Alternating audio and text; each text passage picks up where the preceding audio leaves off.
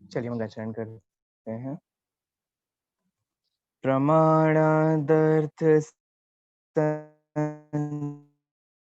सिद्धि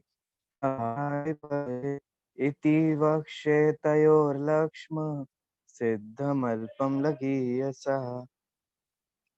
माणिक्य नंदी आचार्य द्वारा रचित परीक्षा मुख सूत्र तृतीय परिच्छेद की चर्चा हमारी चल रही है। और जो मैंने हमारे लास्ट टाइम करी, वो धर्मी की प्रसिद्धि किस प्रकार से होती है, वो 3 प्रकार यहाँ पर बताए गए थे। ठीक है, कौन कौन से वो 3 प्रकार हैं? प्रमाण से, उभय से, ये तो बाद में है, प्रमाण से, विकल्प से और उभय से। ठीक है, प्रमाण सिद्ध धर्मी, विकल्प सिद्ध धर्मी और उभय सिद्ध धर्मी। प्रमाण सिद्ध धर्मी का मतलब क्या होता है? जो प्रमाण से निर्णय हो जिसका, वह प्रमाण सिद्ध धर्मी है। ठीक है, जैसे धूम से पर्वत की अग्नि को जो सिद्ध किया जाता है, उसे क्या कहा जाता है? प्रत्यक्ष से जाना जाता है, तो प्रमाण सिद्ध धर्मी है। ठीक है, तीसरा विकल्प सिद्ध धर्मी क्या है? विकल्प सिद्ध धर्मी के अस्ति और नास्ति परक 2 कहे जाते हैं। विकल्प सिद्ध धर्मी में सत्ता और असत्ता को सिद्ध किया जाता है, जैसे अस्ति सर्वज्ञो नास्ति खरविषाणवत्। सर्वज्ञ होते हैं और गधे के सींग नहीं होते हैं। सर्वज्ञ होते हैं क्यों? तो हम इसे विकल्प से सिद्ध कर रहे हैं, इमेज सिद्ध कर रहे हैं।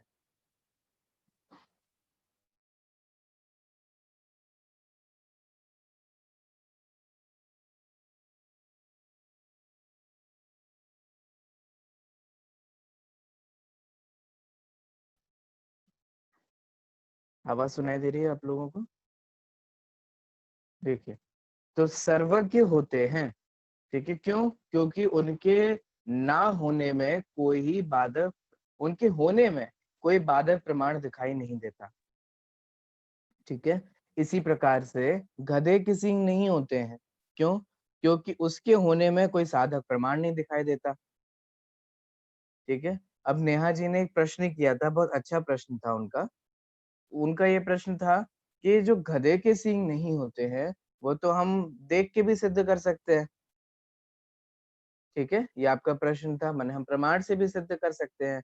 तो अभी मैं लेट जो हो गया, तो मैं वीर सागर जी भाई साहब से चर्चा ही कर रहा था, तो इस वजह से उनको मैंने पहले भी फोन किया था, तो वो व्यस्त थे। तो अभी हमने चर्चा की उनसे, तो उन्होंने कहा कि भाई बात ऐसी है कि यहाँ विकल्प सिद्ध धर्मी में सत्ता और असत्ता को सिद्ध किया जाता है।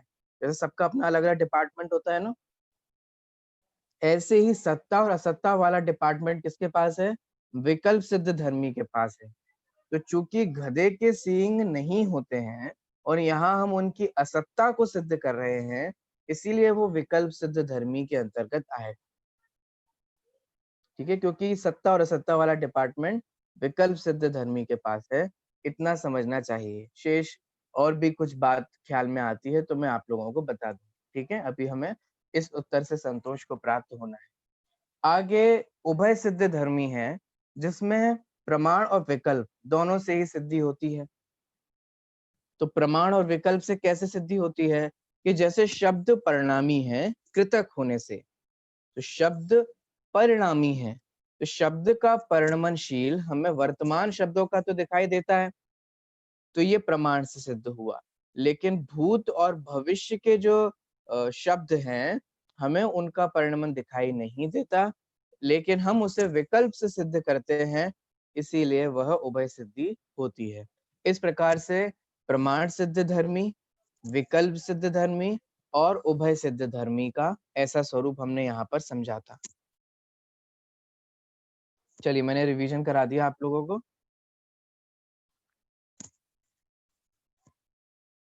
हो गया, याद आ गया सारा?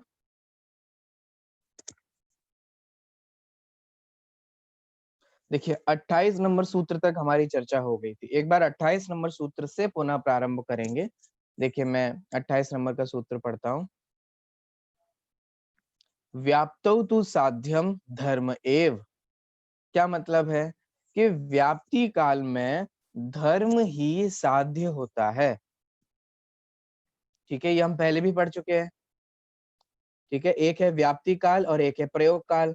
व्याप्ति काल में क्या सिद्ध होता है? धर्म सिद्ध होता है। और प्रयोग काल में धर्म विशेषण से युक्त धर्मी। ठीक है, समझ में आ रहा है? और इनके मैं आपको पहले भी दृष्टांत से समझा चुका हूं। अब सोचिए, अब यहाँ विचार कीजिए, अगर व्याप्ति काल में हम धर्म को छोड़कर धर्मी को में लगाए तो। ठीक है, कुछ समझ में आ रहा है? धर्म धर्मी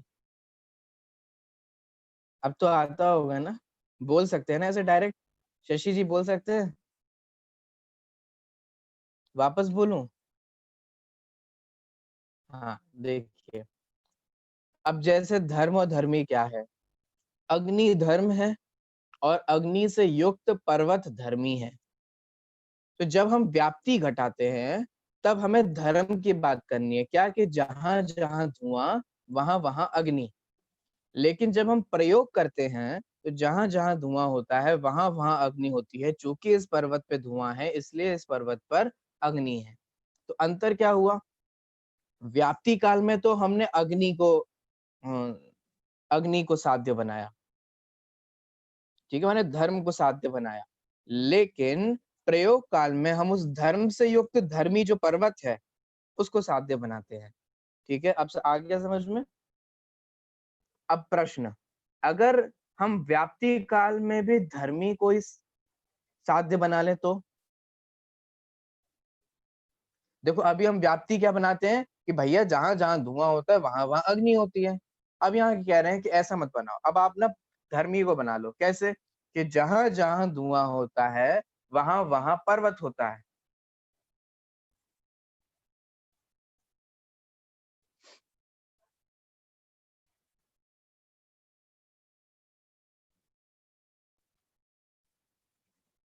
बोलिए, चलेगा?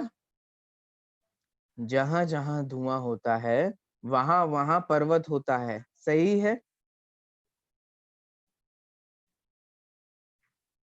नहीं है ना? तो देखिए, इसीलिए हम प्रयोग काल में धर्मी का प्रयोग करते हैं, व्याप्ति काल में नहीं करते। देखिए, उसका रीजन बताते हुए 29 नंबर सूत्र से प्रारंभ करेंगे। 29 नंबर का सूत्र निकाल लिया होगा आप लोगों ने। देखिए, अन्यथा तद घटनात्, अन्यथा तद घटनात्, अलग अलग पद विच्छेद कर लीजिए। तो अन्यथा तत् अघटनात्, अन्यथा तत् अघटनात् क्या कह रहे हैं? अब देखिए अगर व्याप्ति काल में हम धर्म को छोड़कर धर्मी को साध्य बनाएंगे तो वो अघटनात्, वो व्याप्ति घटेगी ही नहीं। बोलो, घटेगी कि नहीं घटेगी? जहां जहां धुआं वहां वहां पर्वत घट रहा है।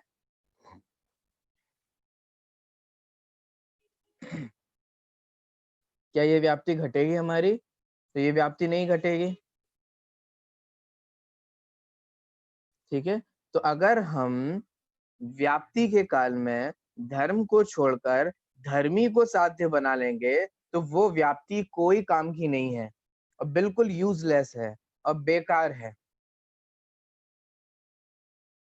ठीक है, क्योंकि वो व्याप्ति व्याप्ति ही नहीं होगी, क्योंकि व्याप्ति तो अविनाभावी होती है ना, उसके बिना नहीं हो। अब धुआं हो, आपके घर में धुआं हो रहा, सर्दी चल रही है, आपने थोड़ा तपाने के लिए थोड़ी सी लकड़ी जला ली, अब धुआं हो रहा है, अब वहां पर्वत तो है ही नहीं, तो व्याप्ति तो बेकार हो गई है, तो व्याप्ति तो घटित नहीं हो रही, तो अविनाभावी नहीं हुई है व्याप्ति। इसीलिए अगर हम, अब मैं संक्षेप कर रहा हूं, समाप्त कर रहा हूं, अगर हम व्याप्ति के काल में धर्म को छोड़कर धर्मी को साध्य बना लेंगे तो वो व्याप्ति जो है वो सदोष होगी, क्योंकि वो व्याप्ति घटित ही नहीं रही हो रही है, ठीक है, इसलिए वो व्याप्ति व्याप्ति ही नहीं कहलाएगी। समझ में आ गया आप लोगों को? ठीक है, हम इस विषय को पहले भी समझ चुके हैं, तो आप लोगों के लिए आसान होगा।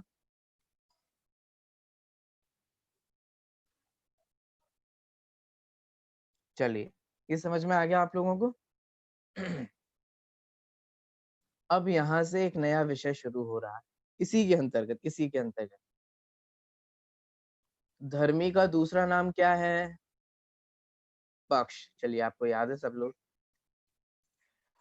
बहुत स्मार्ट हैं आप लोग। मुझे लगता है शायद कंफ्यूज हुए होंगे, नहीं ध्यान रहा होगा, लेकिन आप लोग को ध्यान रहा। पक्ष का ही दूसरा नाम धर्मी है, धर्मी का ही दूसरा नाम पक्ष है, ठीक है। एक हेतु होता है, ठीक है। क्या होता है ये हेतु? हेतु व्याप्ति होती है, ठीक है। जहाँ हेतु कारण दिया जाता है, और कारण कहाँ दिया जाता है? जहाँ व्याप्ति घटित होती है, ठीक है। ठीक है, तो एक हेतु होता है, एक पक्ष होता है, एक हेतु होता है। अब देखें, यहाँ एक बात चल रही है, समझना।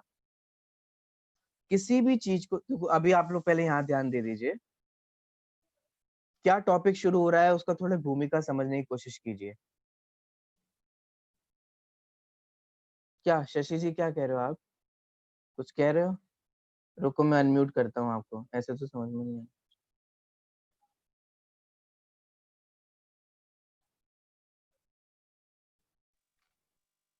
भैया जी बोलिए। एक बार और बता दीजिए, मेरी कॉल आ गई थी, मुझे उठानी पड़ गई थी, मैंने कुछ सुना नहीं।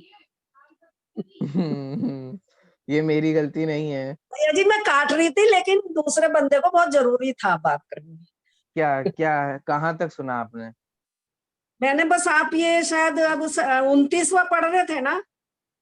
29वां शुरू हम्म हो गया था क्या? बहुत इजी था, 29 में तो कुछ है ही नहीं, वो तो मैंने आपको समझा दिया। 29वें में ये है कि अगर हम व्याप्ति के काल में धर्म को छोड़कर धर्मी को साध्य बनाएंगे, तो वो व्याप्ति घटित ही नहीं होगी, और जो व्याप्ति घटित नहीं होगी तो वो सदोष व्याप्ति होगी। जहां जहां धुआं होता है वहां वहां अग्नि होती है, तो ये तो धर्म हुआ। लेकिन धर्म। अगर आप अग्नि को छोड़ करके जहां जहां धुआं होता है वहां वहां पर्वत घटाओगे, तो क्या घटेगा? जी। नहीं घटेगा। और व्याप्ति बना दी आपने, ये तो सदोष व्याप्ति हो गई। तो इसीलिए 29 नंबर सूत्र में कहा कि अगर हम धर्म को छोड़कर धर्मी को साध्य बनाएंगे, तो वो व्याप्ति हमारी घटित नहीं होगी। नहीं होगी। आगे समझ में? चलिए, तो ये बात हमारी यहाँ तक हुई थी। अब हम आगे बढ़ रहे हैं, चलिए वापस आ जाइए सभी लोग। धर्मी का दूसरा नाम है पक्ष, ठीक है।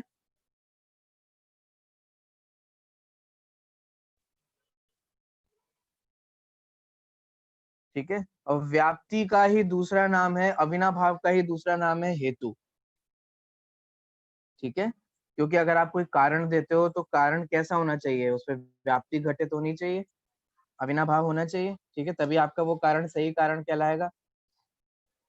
अब देखिए, प्रतिज्ञा हेतु, जैसे आप कोई भी, अब सब लोग यहाँ ध्यान दीजिएगा, जैसे आप कोई भी चीज सिद्ध करते हैं, ठीक है, तो सबसे पहले तो आप वो बताते हैं जो आप सिद्ध करते हैं, ठीक है, और फिर उसकी सिद्धि में क्या कारण है, फिर वो कारण बताते हैं। जैसे आप ये सिद्ध कर, पहले ये कहेंगे कि देखो वहां अग्नि है, पर्वत पर अग्नि है, तो ये हमारा क्या हो गया? पक्ष हो गया। इस पक्ष को वादी सिद्ध करता है। समझ में आ रहा है? कठिन तो नहीं पड़ रहा? तो पक्ष को वादी सिद्ध करता है, जो हमें प्रूफ करना होता है वो क्या कहलाता है? पक्ष कहलाता है, ठीक है। तो सबसे पहले क्या कहा जाता है? हम वो बात कहते हैं ना जो हम प्रूफ करते हैं।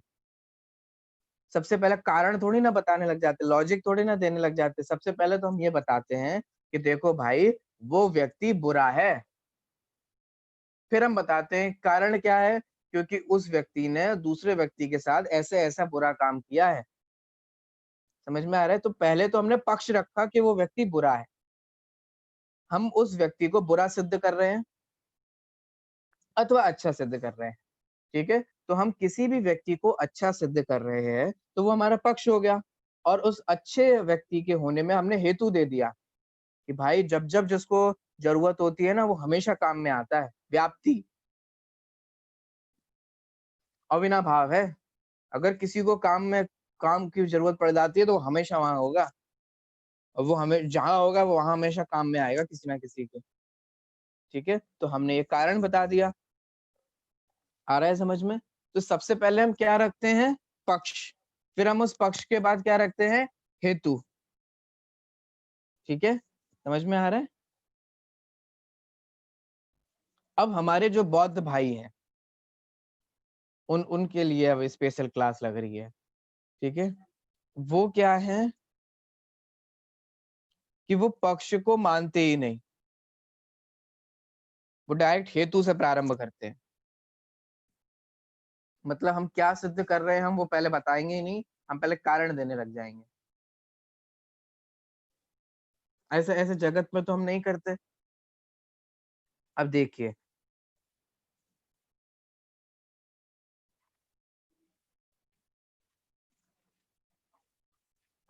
चलिए एक बात और अभी लगे हाथ एक बात और समझिए।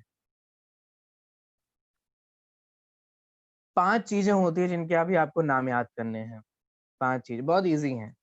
ठीक है, अनुमान का प्रयोग कैसे होता है?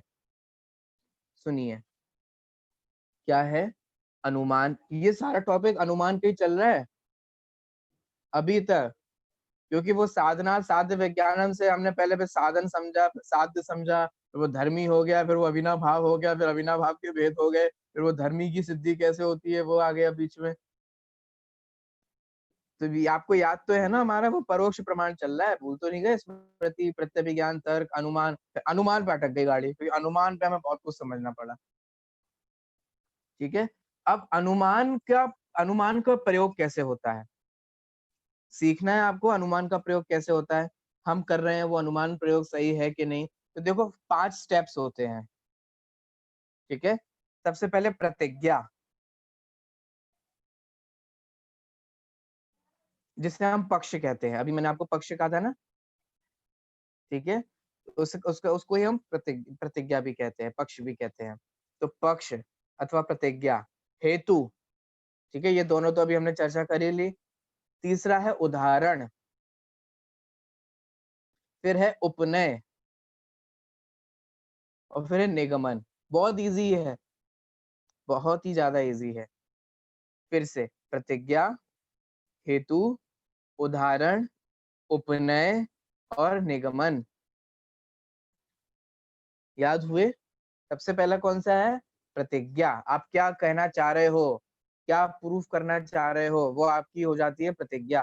फिर आप उसको प्रूफ करने में क्या रीजन देते हो, क्या कारण बताते हो, वह क्या हो जाता है? हेतु। अभी हम इनकी डेफिनेशन डिटेल में पढ़ेंगे, अभी तो कॉमन कॉमन ऐसे थोड़ा थोड़ा हल्के वाला समझ लीजिए, है ना।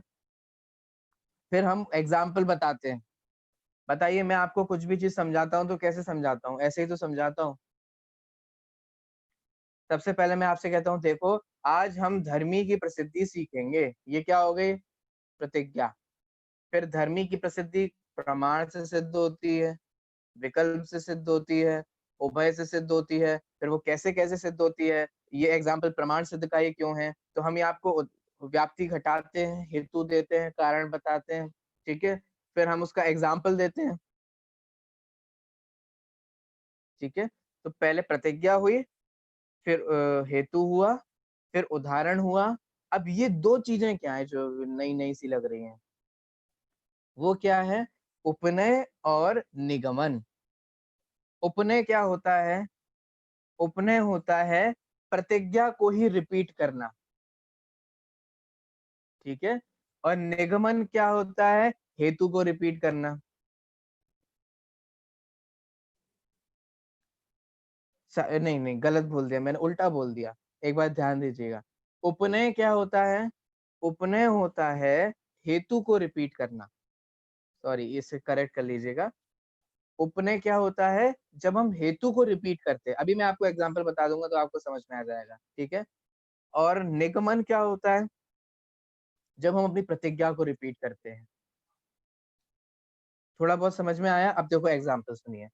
प्रतिज्ञा, पर्वत पर अग्नि है, अनुमान प्रयोग है क्योंकि साधन से साध्य का ज्ञान हो रहा है, ठीक है। तो साधना साध्य विज्ञानम अनुमानम। अब हमने कहा प्रतिज्ञा, सबसे पहले क्या कही, हमने आप में से किसी से कहा कि सुनिए पर्वत पर अग्नि है, फिर हमने दिया क्यों, क्योंकि धुआं है।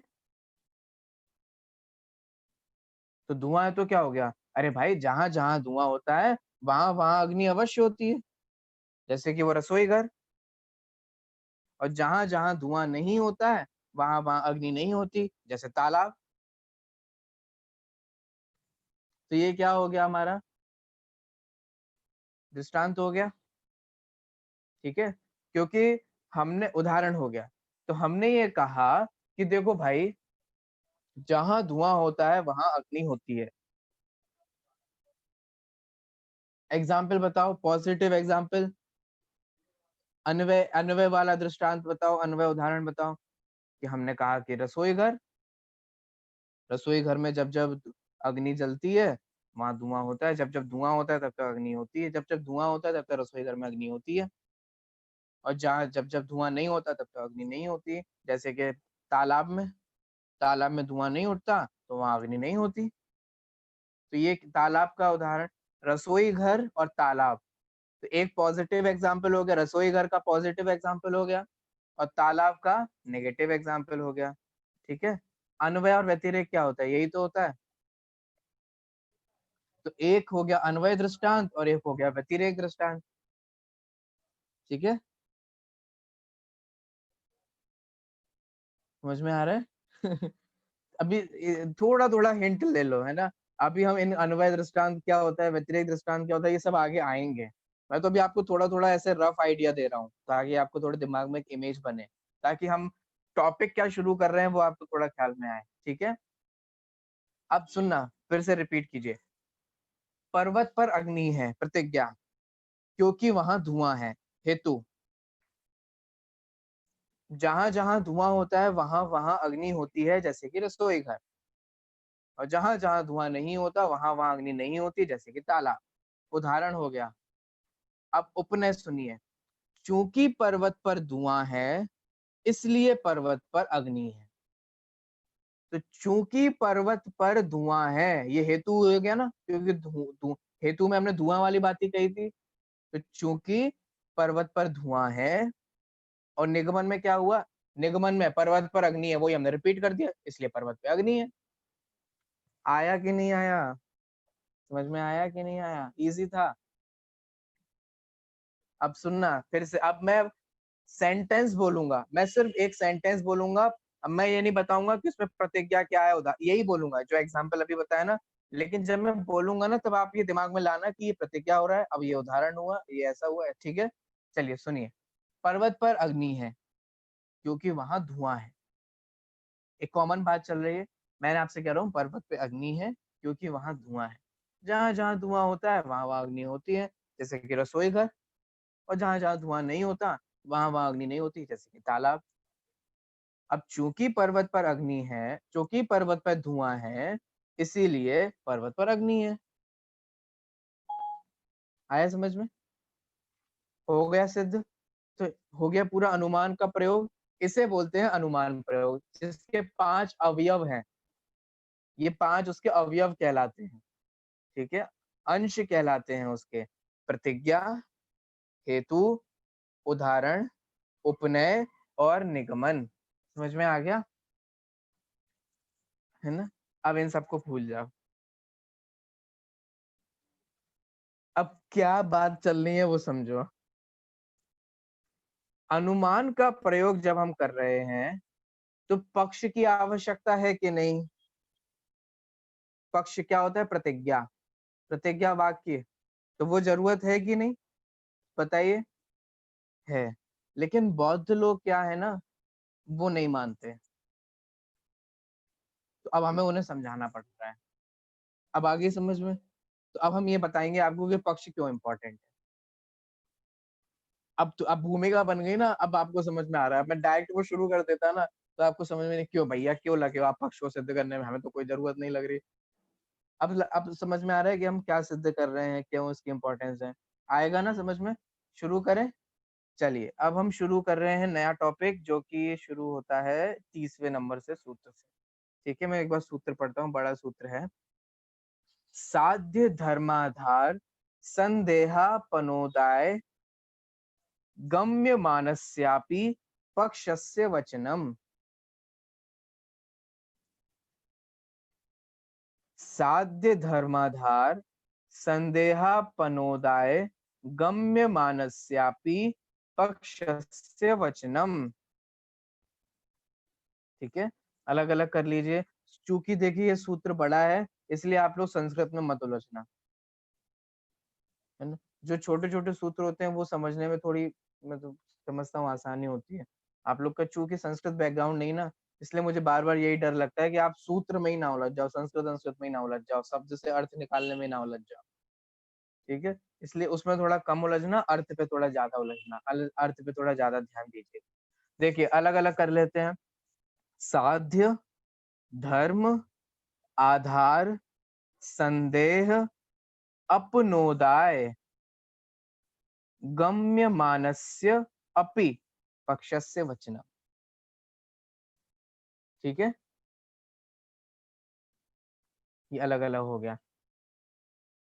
अनुमान के वाक्य में हम पक्ष का प्रयोग क्यों करते हैं, उसकी क्या आवश्यकता है, वो इस सूत्र में बताई जा रही है। देखिए, साध्य रूप धर्म के आधार के विषय में संदेह को दूर करने के लिए पक्ष का कथन किया जाता है। पक्ष क्यों कहा जाता है, प्रतिज्ञा क्यों कही जाती है? क्योंकि हमें ये तो पता चले कि आप प्रूफ क्या कर रहे हो। अगर आप बिना ये बताए कि आप प्रूफ क्या करना चाह रहे हो और आप डायरेक्ट शुरू कर दो, तो अपन कहेंगे भाई तुम कहना क्या चाहते हो। मैं कोई भी बात डायरेक्ट शुरू कर दूं, ये ऐसा है, उसमें ये कारण है, ये व्याप्ति है, या अविनाभावी है, तो आप कहेंगे ना क्यों, क्या अविनाभावी है तो क्या सिद्ध करना चाह रहे हो आप? पहले मैं ये बताओ कि आप चाहते क्या हो, आप सिद्ध क्या करना चाहते हो। ठीक है, तो हमने सिद्ध क्या करना चाहते हो, वो हमारा क्या हो जाता है, साध्य। होता है कि नहीं होता है? जो हम सिद्ध करना चाहते हैं वह क्या होता है, हमारा साध्य होता है। और साधन से साध्य का ज्ञान अनुमान कहलाता है।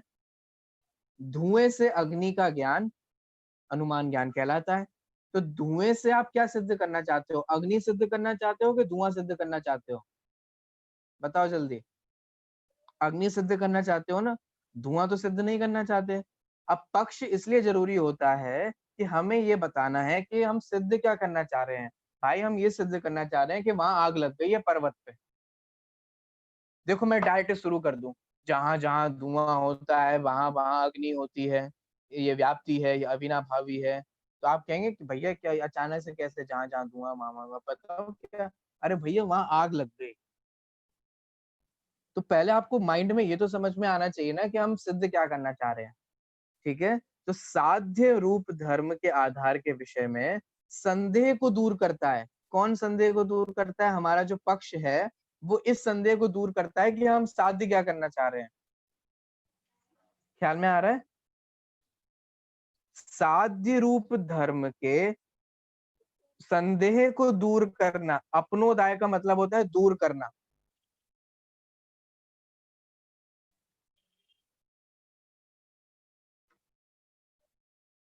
ठीक है, साध्य के विषय में संदेह को दूर करने के लिए गम्य मानस्य अपि, जाने हुए पक्ष को भी कथन किया जाता है।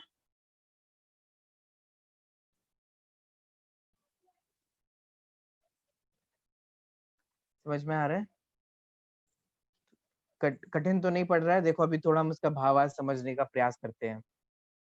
देखो, आप लोगों को याद है हमने पहले परिच्छेद में अपूर्वार्थ पढ़ा था। दृष्टो अपि समारोपातादृक, देखे हुए विषय में भी अगर समारोप हो जाए तो वह किसकी श्रेणी में आ जाता है? अपूर्व की श्रेणी में आ जाता है। ऐसे ही जाने हुए विषय में अगर संदेह हो जाए तो वो जाना हुआ विषय भी फिर वो साध्य के पक्ष में आ जाता है। ठीक है, मैंने पक्ष में आ जाता है, प्रतिज्ञा वाक्य के रूप में आ जाता है। क्यों? क्योंकि साध्य के विषय में संदेह हो। अब देखिए, यहाँ क्या कहा जा रहा है कि जाना हुआ पक्ष है अथवा जाना हुआ धर्मी है, ठीक है, उस साध्य धर्म की उपस्थिति के संदेह को दूर करना है। जैसे पर्वत है, अब पर्वत जाना हुआ विषय है, धुआं भी जाना हुआ विषय है, लेकिन फिर भी हम उसे पक्ष में क्या कह रहे हैं कि धुएं में अग्नि है। समझ में आ रहा है? क्यों? क्योंकि हमें इसमें संदेह है कि पर्वत पे आग लगी है कि नहीं लगी, इसीलिए हमें वो पर्वत आप जानते हो फिर भी हमें उसको पक्ष बनाना पड़ रहा है, क्योंकि हमें उसके विषय में संदेह हो गया कि वहां आग लगी भी है कि नहीं लगी है। ठीक है, तो पक्ष को हम साध्य बताते हैं। क्यों? क्योंकि उसके संबंध में संदेह को दूर करने के लिए। देखो आप समझना, मैं आपसे बोलूं अग्नि आग लग गई, ठीक है, मैंने आपसे कहा आग लग गई, अगला उत्तर अगली बात क्या होगी आपकी? कहाँ? होगी कि नहीं होगी? संदेह हुआ कि नहीं हुआ कि कहाँ लग गई? ऐसा तो है नहीं कि आपने कभी आग नहीं देखी हो, संदेह हुआ ना आग कहाँ लग गई। मैं आपसे बोलूं कि सुनो आप वहां मत जाना, वहां आग लग गई, कहाँ आग लग गई? वहां मत जाना मतलब घर में आग लग गई, पर्वत में आग लग गई, बिल्डिंग में आग लग गई, गोदाम में आग लग गई, कहाँ आग लग गई भैया? संदेह हो रहा है कि नहीं हो रहा है? तो वो संदेह को दूर होना चाहिए कि नहीं होना चाहिए, कि ऐसे हम फालतू में बोलते रहे आग लग गई आग लग गई आग लग गई। ख्याल में आ रहा है? तो आग लग गई है तो कहाँ लग गई है, इस संदेह को दूर करने के लिए हमें प्रतिज्ञा वाक्य कहना पड़ता है कि पर्वत पे अग्नि है। आ रहा है समझ में? ठीक है, क्योंकि हमें संदेह होता है कहाँ है कहाँ नहीं है, तो उस संदेह को दूर करने के लिए पक्ष कहा जाता है, प्रतिज्ञा वाक्य कहा जाता है, ताकि हमारा ये संदेह दूर हो सके कि हम जो सिद्ध कर रहे हैं वो किसकी सिद्धि कर रहे हैं, तो कहाँ सिद्ध कर रहे हैं। ख्याल में आ रहा है? इजी है, कोई बहुत लंबी चौड़ी बातें नहीं है। ठीक है, अग्नि की सिद्धि करनी है, हमें ये भी बताना पड़ेगा कि अग्नि कहाँ है। ठीक है, सिद्धि माने साध्य, और हम किसकी करेंगे? धर्म से युक्त धर्मी की, क्योंकि अनुमान प्रयोग है ना, प्रयोग काल में तो धर्मी आता है, व्याप्ति काल में धर्म आता है, तो यहाँ धर्म की बात नहीं चलेगी, किसकी बात चलेगी? धर्मी की बात चलेगी। ठीक है, हमें पर्वत पर अग्नि सिद्ध करना है, तो ये वो हमारा क्या हो गया? प्रतिज्ञा वाक्य हो गया।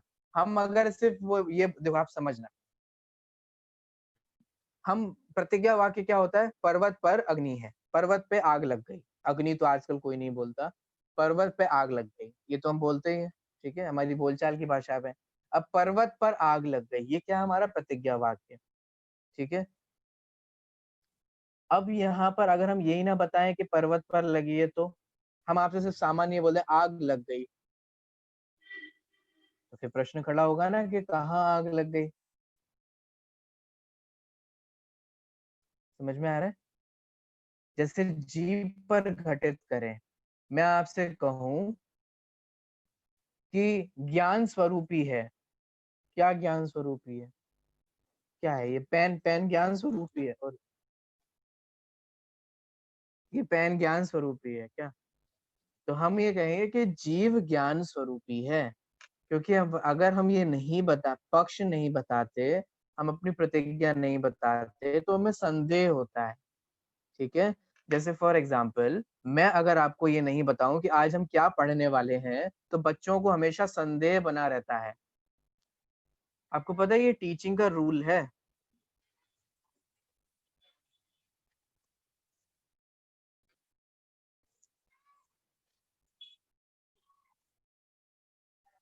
आवाज सुनाई दे रही है? चलिए, मैं आपको बता रहा था कि टीचिंग का एक रूल होता है। क्या रूल होता है? कि टीचर क्लास में आके पहले बच्चों को ये बताए कि आज हम क्या पढ़ने वाले हैं। आप लोगों ने प्रशिक्षण दिया है बाल बोध का, वितरा विज्ञान का? बोलो, बताते कि नहीं बताते? बच्चों आज हम जीव वाले पाठ में आज हम ये पढ़ने वाले हैं, ऐसा कुछ बताते नहीं। सबसे पहले अपन शुरू इसी से ही करते हैं। क्यों? क्योंकि जब तक हम ये बताएंगे नहीं तब तक बच्चे यही सोचते रहेंगे आज हम क्या पढ़ रहे हैं, क्या पढ़ा रहे हैं, क्या बोल रहे हैं, कुछ समझ नहीं आ रहा। ठीक है, अब आप भूमिका बनाते हो, कुछ बोलते हो, सबसे पहले शुरू हो प्रतिज्ञा से ही शुरू होती है कि आज हम क्या समझने वाले हैं, क्या करने वाले हैं। ठीक है, अगर जब तक हम वो नहीं बताएंगे तब तक हमारे को संदेह बना रहेगा। अब हमारे जो बौद्ध भैया हैं वो प्रयोग काल में पक्ष का प्रयोग आवश्यक नहीं मानते। क्या कह रहे हैं? वे पक्ष का प्रयोग आवश्यक नहीं मानते, सिर्फ हेतु का प्रयोग आवश्यक मानते हैं। तो ये सब बात किसके लिए कही गई है? ये बात हमें उनको समझाने के लिए कहनी पड़ी कि भाई पक्ष को हम नहीं बताएंगे, प्रतिज्ञा को नहीं बताएंगे तो संदेह बना रहेगा, और तुम किस बात का हेतु दे रहे हो इस बात का ही संदेह बना रहेगा। इसीलिए प्रयोग काल में प्रतिज्ञा वाक्य कहना अथवा पक्ष कहना जरूरी होता है। समझ में आ गया? ख्याल में आया आप लोगों को? चलिए, एक और सूत्र पढ़ना है कि हो गया? बताइए। आज वीर सागर जी से मैं बात कर रहा था ना, थोड़ा लेट हो गया था। चलिए, तो समझना है कि नहीं समझना है? एक सूत्र और पढ़ ले। चलिए एक सूत्र और पढ़ ले, संडे है वैसे भी, आज मजे कीजिए। देखिए 31 नंबर का सूत्र, साध्य धर्मिणी साधन धर्मावबोधनाय पक्ष धर्मोपसंहारवत। क्या कह रहे हैं? पक्ष के ही प्रयोग करने की आवश्यकता का उदाहरण दे रहे हैं। ये मैं प्रतिज्ञा ही कह रहा हूं ना, पहले कुछ भी समझाने से पहले मैं भी तो आपको वही बता रहा हूँ सबसे पहले। अगर मैं आपको यही ना बताऊं कि सूत्र में क्या आने वाला है, हम क्या सिद्ध करने वाले हैं, और मैं खूब लेक्चर देता जाऊं, तो आपको ये लगे किसके लिए बोल रहे हैं, क्या सिद्ध करना चाह रहे हैं। तो देखो यहाँ क्या सिद्ध कर रहे हैं। ऊपर वाले सूत्र में पक्ष की उपयोगिता बताई थी, यहाँ पर उसी को ही पक्ष की आवश्यकता को बता रहे हैं। ठीक है, देखिए, साध्य धर्मिणी साधन धर्मावबोधनाय पक्ष धर्मोपसंहारवत। बोलिए, देखिए आप लोग बोल पा रहे हैं?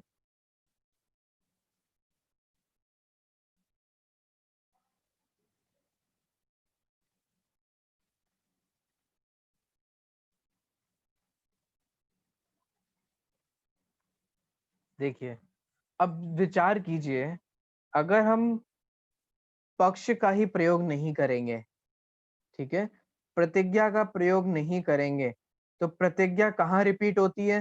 क्या बताया था मैंने आपको?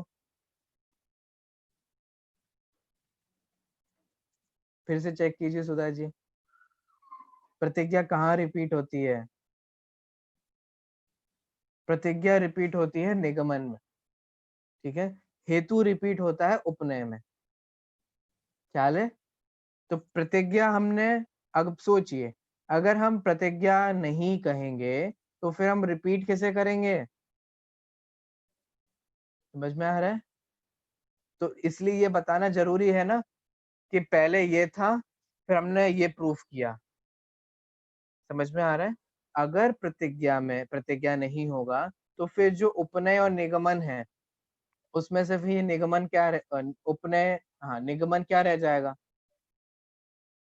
ठीक है, इसीलिए उसके लिए जरूरी होता है। देखिए, साध्य धर्मिणी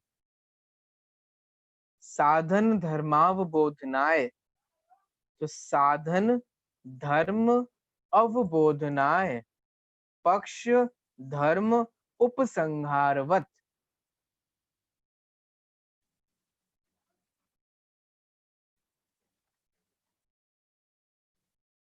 देखिए, पक्ष के प्रयोग करने की यहाँ पे आवश्यकता बताई जा रही है। सूत्र का अर्थ क्या हुआ? देखिए, साध्य से युक्त धर्मी में साधन धर्म का ज्ञान कराने के लिए पक्ष धर्म के उपसंहार रूप उपनय का प्रयोग किया जाता है। अब इसे समझिए क्या कहना चाह रहे हैं। प्रतिज्ञा होती है, ठीक है? तो प्रतिज्ञा में ही हम हेतु देते हैं, फिर हम हेतु को ही उपनय में रिपीट करते हैं और फिर हम निगमन में अपनी प्रतिज्ञा को रिपीट करते हैं, ठीक है? पर्वत पर धुआं है, पर्वत पर अग्नि है क्योंकि वहां धुआं है, जैसे कि रसोई घर और तालाब। चूंकि पर्वत पर धुआं है इसलिए पर्वत पर अग्नि है, ठीक है? अब यहाँ ये कह रहे हैं कि उपनय क्या कहलाता है। उपनय और निगमन से उपसंहार हमारा शुरू होता है कि नहीं होता है? समापन कहाँ से शुरू होता है?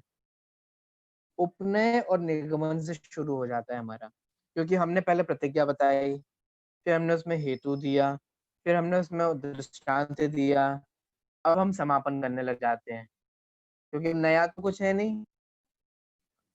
फिर हम हेतु को रिपीट कर देते हैं, फिर हम अपनी प्रतिज्ञा को रिपीट करते हैं। तो उपसंहार कहाँ से शुरू होता है? उपनय से शुरू होता है। तो उपसंहार रूप उपनय होता है, ठीक है? समझ में आ रहा है? तो हमारा जो उपनय होता है वो कैसा होता है? उपसंहार रूप होता है, क्योंकि वहां से हम उपसंहार करना शुरू कर देते हैं। देखिए, हेतु का पक्ष धर्म रूप से उपसंहार करने को उपनय कहते हैं। कहते हैं कि नहीं कहते हैं? हेतु को पक्ष धर्म रूप से उपसंहार करने को उपनय कहते हैं, ठीक है? अब जब हम हेतु का उपसंहार करते हैं, इसे सिंपल समझिए, हेतु का जब हम उपसंहार करते हैं तो उसे हम क्या कहते हैं? उपनय कहते हैं, ठीक है? अब ये परिभाषाएं आएंगी, टेंशन लेने की जरूरत नहीं है, आगे धीरे धीरे आएंगे, अभी तो ये प्रकरण शुरू हुआ है, खूब खींचेगा ये, ठीक है? प्रतिज्ञा क्यों जरूरी है, अनुमान क्यों, मैंने ये हेतु क्यों जरूरी है, फिर हम ये बताएंगे कि प्रतिज्ञा और हेतु ही जरूरी है, उदाहरण जरूरी नहीं है। ये सारी चर्चा आने वाली है। बीजू ऋषि कथा में क्या जरूरी है, वीतराग कथा में क्या जरूरी है, जब साधर्मी से साधर्मी बात कर रहे हो तब क्या जरूरी है, ठीक है? एक धर्म से दूसरे धर्म वाले बात कर रहे हो तब क्या जरूरी है, ये सारी बातें आएंगी। गुरु से शिष्य बोल रहे हो, शिष्य से गुरु कह रहे हो, तब तब वहां पर कैसे अनुमान प्रयोग करना चाहिए। तो ये अभी आप ये मेंटली प्रिपेयर हो जाइए कि थोड़ा टॉपिक चलेगा आगे, है ना? ये ऐसा मत समझिए कि ये क्या है वो क्या है, अभी जितना समझाया जा रहा है उतना समझिए, क्योंकि ये क्या है वो क्या है वो सब आगे आने वाला है, ठीक है? अब यहाँ प्रतिज्ञा को हम समझ चुके हैं, ठीक है? हेतु को हम समझ चुके हैं, उदाहरण को हम समझ चुके हैं, और हेतु का ही उपसंहार क्या कहलाता है? उपनय कहलाता है, ठीक है? जब हम हेतु का उपसंहार करते हैं तो उसे क्या कहते हैं? उपनय कहते हैं। देखिए, तो इसका मतलब प्रतिज्ञा वाक्य का उपसंहार क्या कहलाता है? बताइए। निगमन। और हेतु का उपसंहार क्या कहलाता है? उपनय। बहुत इजी है, इसमें क्या कठिन है? थोड़ा हम वो उन सब साध्य धर्मी धर्मी ये फलाना वो सब उसमें उलझ जाते हैं, ठीक है? अभी उसमें थोड़ा कम उलझिए, इस पे थोड़ा कॉन्सेप्ट क्लियर करिए। चलिए फिर से ध्यान दीजिए। प्रतिज्ञा का उपसंहार क्या कहलाता है? निगमन, ठीक है? और हेतु का उपसंहार क्या कहलाता है? उपनय। ये बात क्लियर हुई? इस सूत्र में यही बात बताई जा रही है।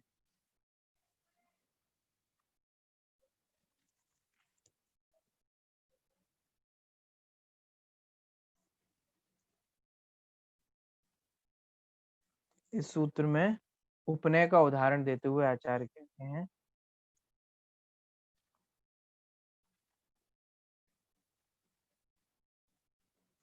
चलिए अब देखिए, ये समझ में आया आपको? अब यहाँ क्या सिद्ध कर रहे हैं वो समझिए। उपनय में, उपनय जानते हैं उपनय क्या होता है? हेतु। तो उपनय में हम हेतु को रिपीट करते हैं, तो हमें हेतु को बताना जरूरी है, तभी तो हम हेतु को रिपीट करेंगे। कॉमन सेंस वाली बात है। तो निगमन में हम प्रतिज्ञा को बताएंगे ही नहीं तो फिर हम उसको रिपीट कैसे करेंगे? बस इतनी सी बात आई समझ में? बहुत बड़ी रॉकेट साइंस नहीं है, कॉमन सेंस है मेरे हिसाब से तो ये। मैं फिर से कहता हूँ, मैंने थोड़ा जल्दी में बोल दिया और एक ही बार बोला है, 2-3 बार सुन लो, क्या कह रहे हैं? 5 स्टेप हैं, जल्दी से ध्यान दीजिए। कौन-कौन से नाम याद हुए? प्रतिज्ञा, हेतु, उदाहरण, उपनय, निगमन, ठीक है? प्रतिज्ञा, हेतु, उदाहरण हो गए, उपनय और निगमन ये दोनों उपसंहार रूप हो गए, ठीक है? इतना क्लियर हुआ? प्रतिज्ञा का उपसंहार क्या कहलाता है? निगमन। और हेतु का उपसंहार क्या कहलाता है? उपनय। उपनय क्या होता है? हेतु का उपसंहार। और निगमन क्या होता है? प्रतिज्ञा का उपसंहार, ठीक है? अब उपनय कैसे बनता है? जब हम हेतु का उपसंहार करते हैं, ठीक है? तो हेतु का उपसंहार करने के लिए हेतु को बताना जरूरी है कि नहीं? है। ऐसे ही निगमन जो उपसंहार रूप है, उसके लिए प्रतिज्ञा को बताना जरूरी है। अगर हम प्रतिज्ञा को बताएंगे नहीं, तो उस प्रतिज्ञा का जो उपसंहार रूप निगमन है, वो हम कैसे कह पाएंगे? तो इसलिए यहाँ दृष्टांत देके समझाया। दृष्टांत क्या है? उपनय। उपनय का दृष्टांत दिया है ना, जैसे उपनय में हम हेतु को रिपीट करते हैं, तो उसके लिए हेतु जरूरी है। ये दृष्टांत है, एग्जाम्पल है। वैसे ही आ रहा है समझ में? ठीक है, शशि जी समझ में आ रहा है कि ऊपर से? वैसे कठिन तो नहीं है मेरे ख्याल से, फिर भी लगे तो बता देना, मैं 2-3 बार बोल दूंगा तो थोड़ा बहुत ख्याल में आएगा। देखो मैं एक तीसरी बार बोल रहा हूँ, प्रतिज्ञा, हेतु, उदाहरण, उपनय और निगमन, ठीक है? ये दोनों उपसंहार रूप होते हैं। कॉमन सेंस वाली बात है, हमें जिसका उपसंहार करना है वो होना भी तो चाहिए। अगर हेतु नहीं होगा तो फिर हम उपनय कैसे कह पाएंगे? क्योंकि हेतु का उपसंहार ही तो उपनय है। ऐसे ही बौद्ध वाले भैया, अगर हम प्रतिज्ञा नहीं कहेंगे, पक्ष नहीं कहेंगे, तो पक्ष का जो उपसंहार निगमन है वो कैसे होगा? तो यहाँ हमने क्या एग्जाम्पल बनाया? यहाँ हमने उपनय को एग्जाम्पल बनाया निगमन को समझने के लिए, और यहाँ हमने उपनय और निगमन को एग्जाम्पल दिया पक्ष को समझने के लिए, ताकि हम पक्ष की जरूरत को बता सकें। तो इससे पक्ष जरूरी है, ये समझ में आ गया ना? आया कि नहीं आया? ठीक है, पहली वाली बात में तो संदेह को दूर करने वाला हेतु दिया कि पक्ष होना जरूरी है। क्यों? क्योंकि अगर पक्ष नहीं होगा तो हमें साध्य के संदर्भ में संदेह ही बना रहेगा, ठीक है? कि हम किस धर्मी की सिद्धि कर रहे हैं। साध्य में हम जिस धर्मी, हम पर्वत पे सिद्ध कर रहे हैं कि ट्रेन में आग लग गई, कि पटरी में आग लग गई, कि कहाँ आग लग गई, ये कैसे पता चलेगा? हमें संदेह बना रहेगा। तो सबसे पहले तो साध्य में धर्मी के संदर्भ में संदेह ना बना रहे, इसीलिए पक्ष अथवा प्रतिज्ञा वाक्य को कहना जरूरी है, ठीक है? दूसरा तर्क यहाँ क्या दिया, हेतु क्या दिया कि भाई निगमन जो होता है वो प्रतिज्ञा का उपसंहार होता है।